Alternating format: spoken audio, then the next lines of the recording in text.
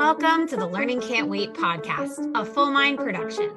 At Full Mind, our vision is to ensure every child has access to an exceptional education.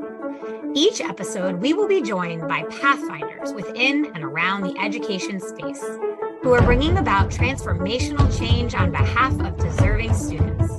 I am your host, Haley Spirabauer. And that is a wrap on season 11 of Learning Can't Wait. I cannot believe how much ground we covered this season. And though I say it every single time, this was our best season yet.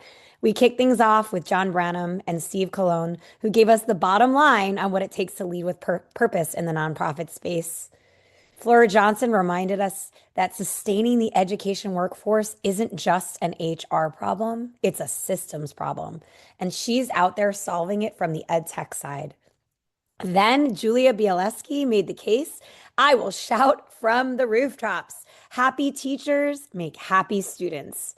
Her episode was a love letter to the people in our schools doing the hard work every single day. Next up, we had Chris Bennett, and he got us thinking about the architecture of engagement, because how we design learning environments matters just as much as what we put in them. Mark Covell flipped the script on career education and reminded us that everything we teach is preparing kids for a life of work and purpose. All education is career education, and once you hear it that way, you can't unhear it. Shane Purdy brought the head and the heart. His episode was a masterclass in leading schools with both rigor and humanity. Brandon Carnett Hernandez returned. His episode was a favorite title and theme, that rigor is the greatest champion for equity. His focus on multilingual learners was sharp, urgent, and deeply important. Christopher Hull walked us through what it actually looks like to build, know, and use data. Not data for data's sake, but data in service of kids. Francis Massano brought the investor lens and reminded us that choice is freedom, and that the right people deploying the right capital can genuinely change the game for students. And then there's Alicia Myers. She showed up as a teacher, an author, and an inspirer, representing the nonprofit world and the classroom itself. The Codifying Coherence episode with Dr. Liz Chu, Celeste Terry, and Jason Comross was one of those rare conversations where you can feel the alignment coming through the mic.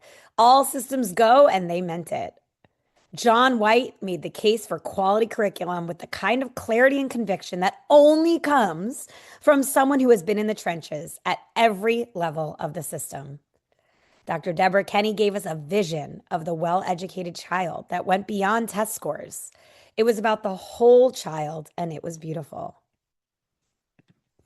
We also heard from me on the Rural Scoop with Dr. Melissa Sadarf talking about what rurality means, looks like, and feels like, and why the rural experience in education deserves more than a footnote.